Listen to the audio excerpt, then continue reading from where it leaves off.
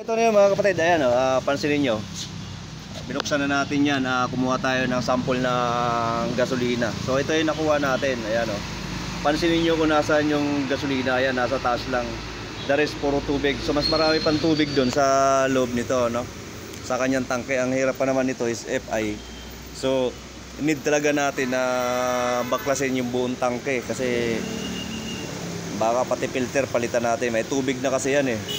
So yun na naging diferensya nito, no? Medyo malaki-laking gawaan. Ang reklamo lang naman ito is namamatay-matay daw, sabing gano'n nung may-ari. Pero sa ngayon nga is need talaga natin na baklasin to. Tanggalan siya. Ayan yung green sa taas.